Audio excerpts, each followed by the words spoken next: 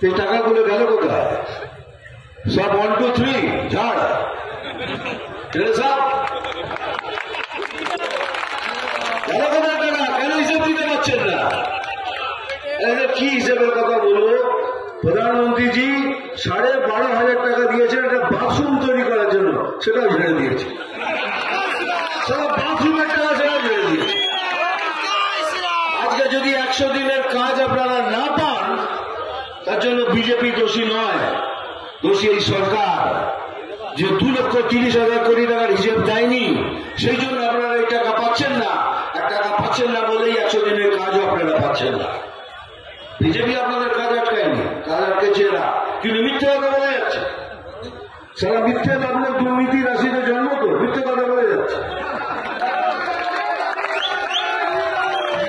দেখুন, একটা vote bank এরা বলে কি মুসলমান ভাই বোনরা আমাদের ভোট ব্যাংক, মিথ্যে কথা।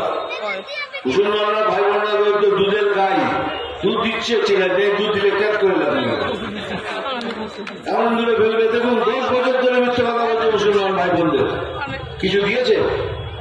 জিজ্ঞেস করুন তো, বুকে হাত রেখে বলুন তো, কিছু পাবেন আর আগেও পাবেন না। যা বলছে সব মিথ্যে বলছে, আগেও তাই করবে। সেই জন্য বলছি, দয়া করে আমার কথা শুনুন, এই মিথ্যে প্রচারে যাবেন না, বিজেপি জয়েন করুন, বিজেপিকে ভোট করুন। আমরা কথা দিচ্ছি একটা সুন্দর বাংলা আপনাকে উপহার দেবো, এটাই মোদী গ্যারান্টি। এদের ব্যাংক ব্যানি, এদের দুর্নীতি, কারাপশন, এদের ব্যাংক ব্যান, এদের ভোট ব্যাংক হলো কারাপশন। আমি চ্যালেঞ্জ করে বলতে পারি, এই তৃণমূলের মিটিং যাচ্ছিল, অনেক ছেলে মেয়ে, ওরাও আমার ভাই বোন, পার্টি আছে তো কি আছে, ওরাও আমাদের। কারণ বুকে দেখে যেতে পারি কেনা আমরা খুশি, সবাই দুর্নীতির সাথে যুক্ত। 90% ডাইরেক্টলি আর ইনডাইরেক্টলি এরা দুর্নীতির সাথে যুক্ত।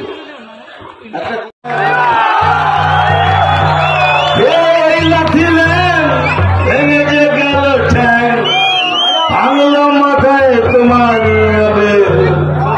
চাদুরে